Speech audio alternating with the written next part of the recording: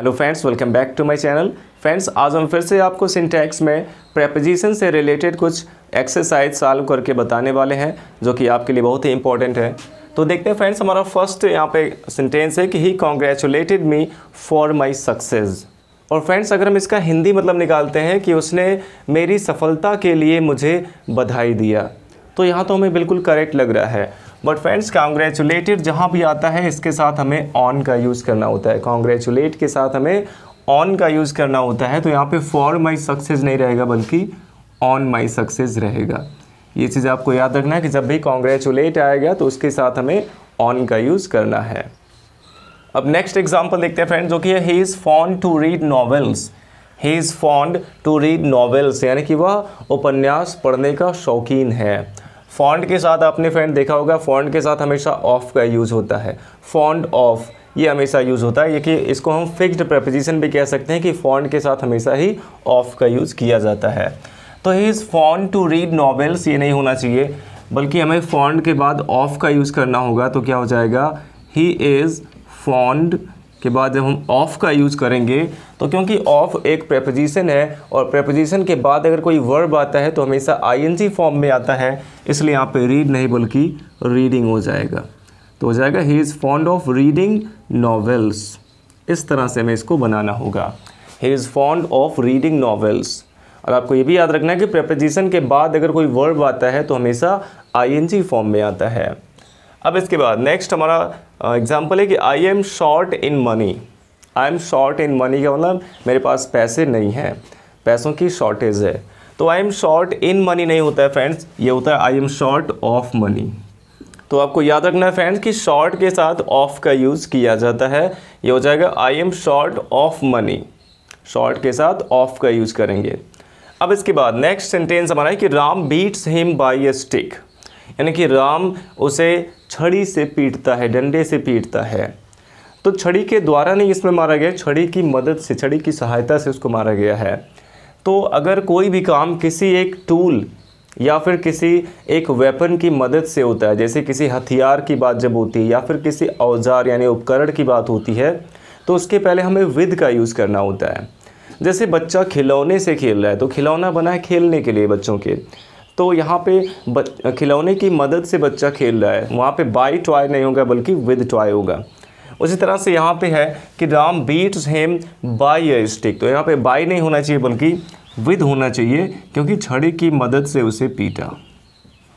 तो यहाँ पे बाई की जगह पे विद होना चाहिए। बाई का यूज़ हम कब करते हैं, बाई का यूज़ करते हैं किसी वाहन से जब यात्रा की जाती है। जब भी किसी व्हीकल की बात होती है, वो साइकिल से लेकर हवाई जहाज़ तक किसी भी अगर वाहन की बात होती है तो उसके पहले हमेशा हमें बाई का यूज़ करना होता है। तो यहाँ पे हम विद का यूज़ करेंगे, Ram beats him with a stick. अब इसके बाद नेक्स्ट एग्जांपल है कि he has been ill since 5 days. He has been ill since 5 days. Friends, आपने ये परफेक्ट कंटिन्यूअस टेंसेज में सिंस और फॉर का यूज़ पढ़ा होगा, लेकिन इसमें फिर भी बहुत लोगों को कन्फ्यूजन होता है कि सिंस कहाँ पे यूज़ करते हैं और फॉर कहाँ पे यूज़ करते हैं। और ज़्यादातर लोग ऐसे बता देते हैं कि निश्चित समय के साथ सिंस का यूज़ और अनिश्चित समय के साथ फॉर का यूज़। तो ऐसा तो सभी लोगों को पता है फ्रेंड्स, लेकिन ये हमें समझ में नहीं आता है कि ये निश्चित समय कौन सा है और अनिश्चित कौन सा है। तो फ्रेंड्स, आप याद रखेंगे, यहाँ पर देखिए एक नंबर की यहाँ पर बात हुई 5 डेज़, 5 दिन से।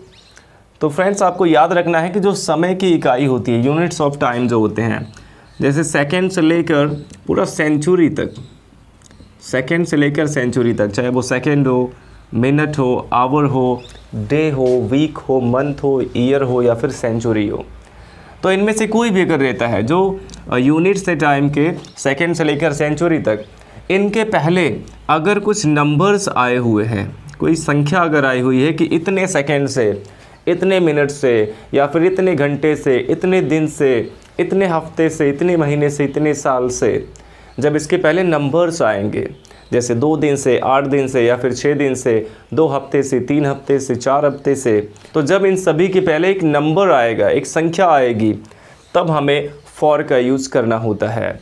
लेकिन अब जैसे अगर आ गया कि 12 जनवरी से, तो 12 जनवरी यहाँ पे एक डेट है, यहाँ पे 12 से किसी संख्या का बोध नहीं हो रहा है, यहाँ पे तो एक डेट बताया गया कि 12 जनवरी से। उसी तरह से अगर रहता है कि 2018 से, तो 2018 यहाँ पे नंबर नहीं शो कर रहा है बल्कि यहाँ पे एक सन को शो कर रहा है। तो यहाँ पे इसके साथ हमें सिंस का ही यूज़ करना होगा इन दोनों के साथ। बट जहाँ पे संख्या का बोध होगा, अगर बताया जाए कि इतने दिन से, इतने हफ्ते से, इतने घंटे से, इतने महीने से, इतने साल से, तो उसके पहले हमें फॉर का यूज़ करना होता है। यहाँ पे कहा गया कि 5 दिन से, तो यहाँ पे सिंस नहीं बल्कि फॉर आना चाहिए। बस आपको नंबर्स ध्यान में रखने, अगर नंबर्स आ गए तो यानी कि उसके पहले फॉर का ही यूज़ होना चाहिए। नेक्स्ट है, we should not listen the advice of a false friend. We should not listen, हमें नहीं सुननी चाहिए, the advice of a false friend, एक झूठे मित्र की सलाह, हमें एक झूठे मित्र की सलाह नहीं सुननी चाहिए। तो यहाँ पे फ्रेंड देखिए, इसमें वर्ब है लिसन, और आपने देखा होगा जहाँ कहीं भी लिसन आता है, लिसन के बाद अगर कोई ऑब्जेक्ट भी है तो हमेशा उसके साथ टू का यूज़ किया जाता है। लिसन कहीं भी आएगा तो इसके साथ हमेशा टू का यूज़ किया जाता है। तो यहाँ पे टू का यूज़ नहीं किया गया है, इसलिए यहाँ पे हमारा एरर है। इसमें हमें लिसन के बाद टू का यूज़ करना होगा। तो सेंटेंस हो जाएगा कि we should not listen to the advice of a false friend. Listen के बाद हमें टू का यूज़ करना होगा। अब नेक्स्ट यहाँ पे एग्जाम्पल हमारा है कि he is eligible to the post, अर्थात वह इस पद के लिए योग्य है। He is eligible to the post, वह इस पद के लिए योग्य है। वैसे भी देखिए यहाँ पे आया इस पद के लिए, और यहाँ पे टू का यूज़ किया गया है। तो जब भी एलिजिबल का यूज़ होता है तो एलिजिबल के साथ हमें फॉर का यूज़ करना होता है। कहीं पे अगर एलिजिबल आता है तो इसके साथ हमें फॉर का यूज़ करना है, हो जाएगा ही is eligible for the post. तो एलिजिबल के साथ फॉर का यूज़ करना है। अब इसके बाद नेक्स्ट एग्जाम्पल हमारा है कि I met him in the way. I met him in the way, मैं उससे रास्ते में मिला। तो फ्रेंड्स यहाँ पे देखिए, द वे के पहले यहाँ पे इन का यूज़ किया गया है, और वे के पहले इन का भी यूज़ करते हैं और ऑन का भी यूज़ करते हैं। अगर रास्ते की बात हो रही है तो रास्ते में के लिए इन द वे का भी यूज़ करते हैं और ऑन द वे का भी यूज़ करते हैं, बट दोनों में बहुत ज़्यादा डिफरेंस है। ऑन द वे, कैजुअली अगर हम कहीं से मिलते हैं रास्ते में तो वहाँ पे ऑन द वे, या फिर बताना हो कि मैं रास्ते में हूँ तो कहते हैं आई एम ऑन द वे। लेकिन अगर कोई चीज़ हमारे रास्ते में रुकावट बन रही है, कोई भी चीज़ अगर हमारे रास्ते में रुकावट बन रही है तो वहाँ पे हमें इन द वे का यूज़ करना होता है। रास्ते में के लिए इन द वे का यूज़ करते हैं। जैसे हम कह सकते हैं कि there was a large stone in the way, तो वो जो बड़ा सा पत्थर था रास्ते में, वो रास्ते में रुकावट बन रहा था, तो वहाँ पे इन द वे हम लिख सकते हैं। तो जब भी कोई चीज़ रास्ते में रुकावट बनेगी तो वहाँ पे इन द वे का यूज़ किया जाता है। यहाँ पे हम ऑन का यूज़ करेंगे। तो ये हो जाएगा I met him on the way. अब इसके बाद नेक्स्ट एग्जाम्पल हमारा है कि he is ill from fever. He is ill from fever. Friends, जब यहाँ पे सफरिंग होता है तब उसके साथ हम फ्रॉम का यूज़ करते हैं। सफरिंग फ्रॉम होता है, लेकिन इल विद होता है। जब भी इल का यूज़ हुआ रहे और उसके बाद कोई एक बीमारी का नाम यहाँ पे आया हो तो इल के साथ हम विद का यूज़ करते हैं। सफरिंग फ्रॉम फीवर होता है लेकिन इल विद फीवर होता है, तो इल के साथ हमें विद का यूज़ करना होता है। नेक्स्ट यहाँ पे एग्जांपल है कि nylon differs with silk. Nylon differs with silk, यानी कि नायलॉन सिल्क से अलग होता है। तो यहाँ पे फ्रेंड देखिए डिफर का यूज़ किया गया है एज अ वर्ब, और जो नेक्स्ट वाला एग्जांपल है इसमें भी डिफर का यूज़ किया गया है। तो जब भी डिफर का यूज़ होता है तो डिफर के साथ हम फ्रॉम का भी यूज़ करते हैं और विद का भी यूज़ करते हैं। डिफर फ्रॉम भी होता है और डिफर विद भी होता है। लेकिन फ्रेंड्स, डिफर फ्रॉम समथिंग होता है और डिफर विद समवन होता है। डिफर फ्रॉम समथिंग और डिफर विद समवन, अर्थात जब किसी एक पर्सन से अलग होंगे, पर्सन की बात होती है अगर, तो वहाँ पे डिफर विद लगना चाहिए। और जब किसी वस्तु की बात हो रही है, किसी चीज़ की बात हो रही है, तो डिफर फ्रॉम होना चाहिए। और यहाँ पे देखिए, यहाँ पे सिल्क, एक वस्तु की यहाँ पे बात हो रही है, तो नायलॉन डिफर्स फ्रॉम सिल्क यहाँ पे होना चाहिए, क्योंकि डिफर्स फ्रॉम समथिंग होता है। तो डिफर के बाद हमें यहाँ पे फ्रॉम का यूज़ करना होगा। जब भी डिफर के बाद किसी एक चीज़ की बात होगी तो डिफर फ्रॉम होना चाहिए, और जब डिफर के बाद कोई एक पर्सन आएगा तो उसके पहले हमें विद का यूज़ करना होगा।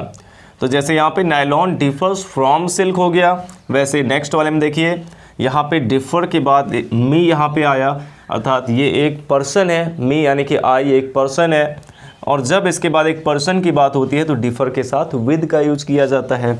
तो यहाँ पे हमें फ्रॉम का नहीं बल्कि विद का यूज़ करना होगा। ये हो गया my friend differs with me on this matter.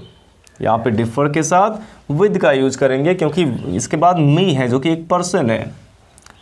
I hope आपको समझ में आया होगा। अब नेक्स्ट एग्जाम्पल देखते हैं कि his friend died of the loss of blood. आपने कई जगहों पे सुना होगा कि ही डाइड ऑफ कॉलरा या फिर ही डाइड ऑफ फीवर। तो फ्रेंड जब भी कोई पर्सन, कोई भी व्यक्ति अगर किसी बीमारी से मर जाता है और उसमें बीमारी का मेंशन भी किया गया होता है तो उस बीमारी के पहले ऑफ का यूज़ किया जाता है। डाइड के साथ, डाई के साथ ऑफ आता है। जैसे वह कॉलरा से मर गया तो ही डाइड ऑफ कॉलरा होता है। तो लेकिन अगर वो किसी बीमारी से नहीं मरा बल्कि किसी और रीज़न से मरा, वहाँ पे बीमारी का नाम नहीं मेंशन किया गया है, किसी और रीज़न से अगर मरा है तो वहाँ पे डाई के साथ फ्रॉम का यूज़ किया जाता है। तो हो जाएगा ही डाइड फ्रॉम, यहाँ पे होना चाहिए he died from the loss of blood. तो यहाँ पे हमें फ्रॉम का यूज़ करना होगा क्योंकि देखिए यहाँ पे लॉस ऑफ ब्लड आया खून की कमी से, लेकिन यहाँ पे कोई बीमारी का मेंशन नहीं हुआ है। तो यहाँ पे किसी और रीजन से मृत्यु हुई है, इसलिए हम डाई के साथ फ्रॉम का यूज़ करेंगे। अब नेक्स्ट हमारा एग्जांपल है due to rain we could not play, अर्थात बारिश की वजह से हम खेल नहीं सके। तो फ्रेंड्स ड्यू टू का भी यूज़ करते हैं हम के कारण के लिए और ओइंग टू का भी यूज़ करते हैं के कारण के लिए, लेकिन दोनों में बहुत अंतर है। ओइंग टू का यूज़ हम सबसे पहले कर सकते हैं, लेकिन ड्यू टू का यूज़ एक एडजेक्टिव कॉम्प्लीमेंट के रूप में होता है। जो ड्यू टू का यूज़ हम करते हैं वो एक एडजेक्टिव कॉम्प्लीमेंट के रूप में यूज़ करते हैं और कॉम्प्लीमेंट बाद में लिखे जाते हैं, अर्थात ड्यू टू सबसे पहले यूज नहीं हो सकता है। ड्यू टू का यूज़ हम लास्ट में करते हैं। पहले ये हम क्लॉज लिख लेंगे वी कुड नॉट प्ले और इसके बाद आएगा due to rain. We could not play due to rain, तो यहाँ पे प्ले के बाद ड्यू टू रेन होना चाहिए। तो आपको याद रखना है कि हम कोई भी सेंटेंस ड्यू टू से स्टार्ट नहीं कर सकते हैं। ड्यू टू का यूज़ हम बाद में कर सकते हैं, लेकिन सबसे पहले नहीं हो सकता है क्योंकि इसका यूज़ हम एक एडजेक्टिव कॉम्प्लीमेंट के रूप में करते हैं। अगर यहाँ पे ओइंग टू हम लगाते तो सेंटेंस हमारा करेक्ट होता कि owing to rain we could not play. तो इस तरह से हम लिख सकते हैं। तो फ्रेंड्स आई होप आपको ये सभी एग्जाम्पल समझ में आए होंगे और इसके बाद हम कुछ और भी एक्सरसाइज इसके देख लेते हैं। तो फ्रेंड्स हमारा नेक्स्ट एग्जाम्पल है कि Ram is careful for his health, यानी कि राम अपने हेल्थ के प्रति सावधान है। Ram is careful for his health. Friends आप जानते होंगे कि केयर के साथ ऑफ का यूज़ किया जाता है, कहते हैं take care of yourself. तो केयर के साथ ऑफ का यूज़ किया जाता है, ये आपको पता है। उसी तरह से जब भी केयरफुल या केयरलेस होता है तो उसके भी साथ हम ऑफ का ही यूज़ करते हैं। जैसे केयर के साथ हमेशा ऑफ का यूज़ होता है, वैसे केयरफुल या केयरलेस के भी बाद हमेशा ऑफ का यूज़ किया जाता है, बट यहाँ पे फॉर का यूज़ किया गया है। तो ये सेंटेंस होना चाहिए कि Ram is careful of his health. यहाँ पे फॉर नहीं बल्कि ऑफ का यूज़ हमें करना होगा। तो आपको याद रखना है कि केयर, केयरफुल, केयरलेस, इन सभी के बाद प्रेपोजिशन ऑफ का यूज़ किया जाता है। अब नेक्स्ट एग्जाम्पल देखते हैं कि अ noble man does not boast about his success. A noble man यानी कि एक श्रेष्ठ व्यक्ति, डज नॉट बोस्ट यानी कि डींगे नहीं मारता है, अबाउट हिज सक्सेस अपनी सफलता के बारे में। एक श्रेष्ठ व्यक्ति अर्थात एक अच्छा व्यक्ति अपनी सफलता के बारे में डींगे नहीं हाँकता है।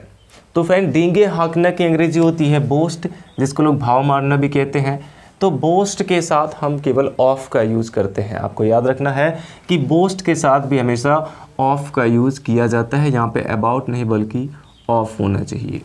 अगर कोई व्यक्ति अपनी किसी चीज़ पर डींगे हाँकता है, कोई अपने धन दौलत पर, कोई अपनी बुद्धिमानी पे, किसी भी चीज़ के लिए अगर कोई डींगे हाँकता है तो वहाँ पे ऑफ का यूज़ करना होगा, ना कि अबाउट का यूज़। तो यहाँ पे होना चाहिए कि अ noble man does not boast of his success. एक श्रेष्ठ व्यक्ति अपनी सफलता की डींगे नहीं हाँकता है।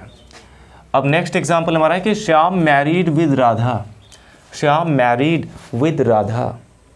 यहाँ पे फ्रेंड्स देखा जाए तो इसमें मैरी हमारा वर्ब है और इसके साथ विद का यूज़ किया गया है। तो फ्रेंड्स इसके बारे में लोगों को बहुत ज़्यादा कन्फ्यूज़न होता है कि मैरी के साथ हम विद लगाते हैं या फिर टू लगाते हैं, या फिर कब विद लगाते हैं कब टू लगाते हैं।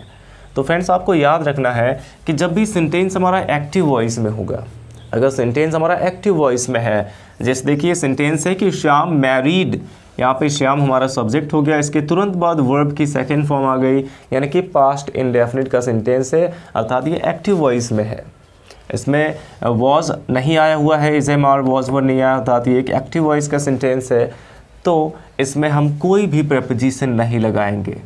अगर एक्टिव वॉइस में मैरी आ जाता है कहीं भी, तो मैरी के साथ हमें कोई भी प्रेपोजिशन लगाने की ज़रूरत नहीं होती है। इसमें से हमें विद को बिल्कुल हटा देना है। और अगर ये सेंटेंस हमारा पैसिव वॉइस में रहे, जैसे यहाँ पे देखिए इज़ के बाद वर्ब की थर्ड फॉर्म आई है, तो ये पैसिव वॉइस में है। और जब ये पैसिव वॉइस में होगा तो मैरी के साथ हमेशा टू का यूज़ किया जाता है, विद का यूज़ हम नहीं करते हैं मैरी के साथ।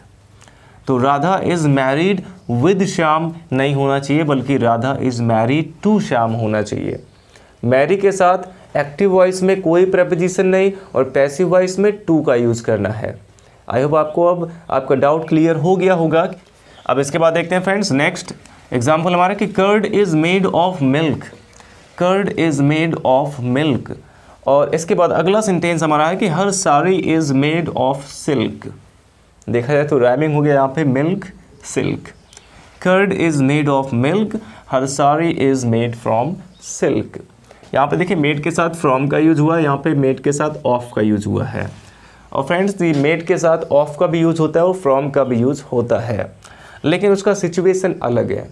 अब जैसे देखिए यहाँ पे curd is made of milk, यानी कि दूध से दही बनता है। तो दूध से दही बनता है। अगर देखिए दूध और दही दोनों को अगर कंपेयर किया जाए तो दोनों एक दूसरे से बिल्कुल अलग हो जाते हैं। अगर हम फिर से दही को दूध में कन्वर्ट करना चाहें तो वो नहीं हो पाएगा। अर्थात जब भी कोई चीज़ एकदम पूरी तरह से बदल जाती है तो वहाँ पे हम मेड फ्रॉम का यूज़ करते हैं, वो अगर दोबारा उस अवस्था में ना लौटे।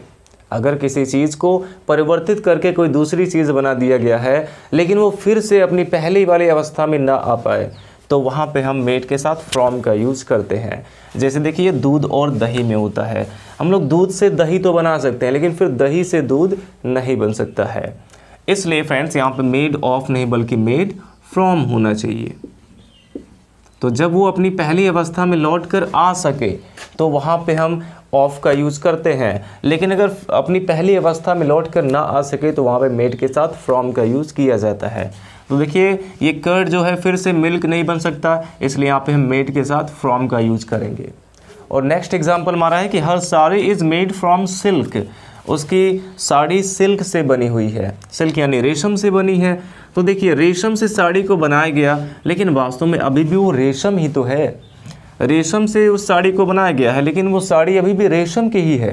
तो अगर देखा जाए तो उसकी पहली अवस्था में परिवर्तन नहीं हुआ है। वो सिल्क थी, उसकी एक साड़ी बना दी गई तो वो सिल्क की ही साड़ी हुई, अर्थात वो सिल्क की सिल्क ही रह गई, उसमें चेंजिंग नहीं हुआ। तो यहाँ पे हम मेड के साथ ऑफ का यूज़ करेंगे, यहाँ पे फ्रॉम का यूज़ नहीं कर सकते हैं। तो हर sari is made of silk होना चाहिए, मेड फ्रॉम नहीं होना चाहिए। आई थिंक आपको ये मेड ऑफ और मेड फ्रॉम वाला डिफरेंस समझ में आ गया होगा। अब नेक्स्ट हम देखते हैं your brother was running behind a thief, यानी कि तुम्हारा भाई एक चोर के पीछे दौड़ रहा था। ये चीज़ की लोकेशन बताई जा रही है कि वो उस चीज़ के पीछे है। जैसे मेरा घर उस मंदिर के पीछे है, तो वहाँ पे हम बिहाइंड का यूज़ कर सकते हैं। अगर लोकेशन बताई जा रही है किसी चीज़ के पीछे तो वहाँ पे हम बिहाइंड का यूज़ करते हैं। लेकिन यहाँ पे जो कहा गया कि your brother was running behind a thief, यहाँ पे एक ऑर्डर की बात हुई है। चोर के पीछे भाग रहा था, यानी कि फर्स्ट पे थीफ था और सेकंड पे उसका भाई था। तो इसलिए यहाँ पे हम रनिंग के बाद बिहाइंड का यूज़ नहीं करेंगे, यहाँ पे हमें आफ्टर का यूज़ करना होगा। जब ये क्रम की बात होगी, जैसे कौन फर्स्ट पे है कौन सेकंड पे है, तो यहाँ पे ऐसे सिचुएशन में हमें आफ्टर का यूज़ करना होगा, बिहाइंड का नहीं। बिहाइंड का यूज़ हम करेंगे जब कोई लोकेशन हमें बताई जाए कि इस चीज़ के पीछे ये चीज़ है। अब इसके बाद नेक्स्ट एग्जाम्पल हमारा है कि don't insist me for going there. Insist का मतलब होता है बार बार रिक्वेस्ट करना, किसी को मजबूर करना कोई काम करने के लिए बार बार रिक्वेस्ट करके। तो don't insist me for going there, मुझे वहाँ जाने के लिए मजबूर मत करो।